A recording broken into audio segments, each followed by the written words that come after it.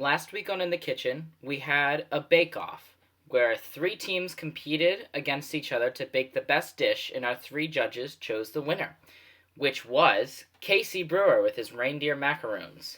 For this episode of In the Kitchen, I'll be making just that.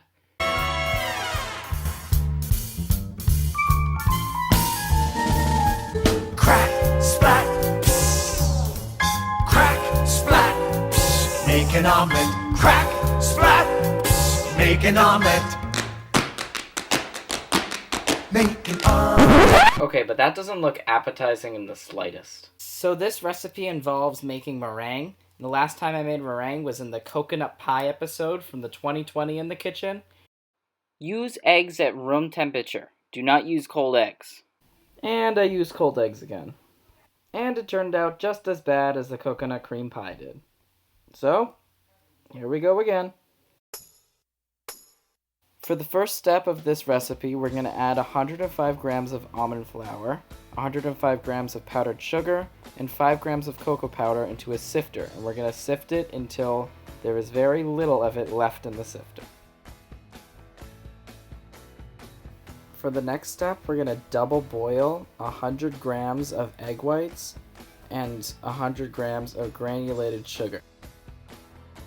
Then we're going to whisk it together until the consistency is slightly thick.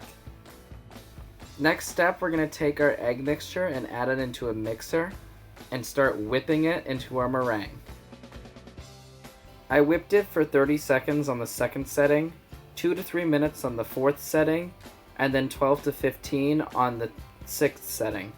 This is what my meringue turned out to be. It should not look like this.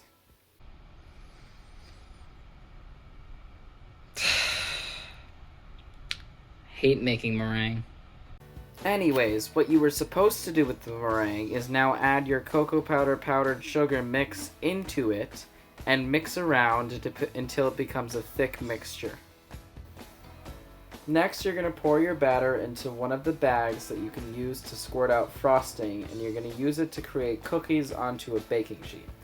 I used regular Ziploc bags. Don't do this. This doesn't look right at all.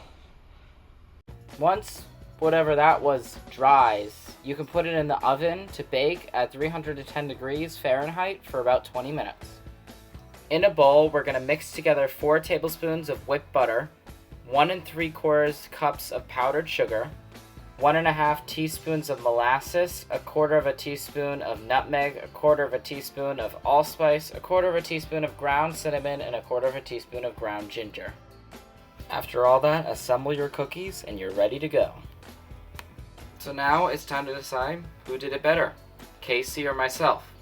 Well, from having tasted both of them, and seeing how mine came out, I think there's a clear winner, and it's Casey Brewer. Well done, Casey. These were hard to make.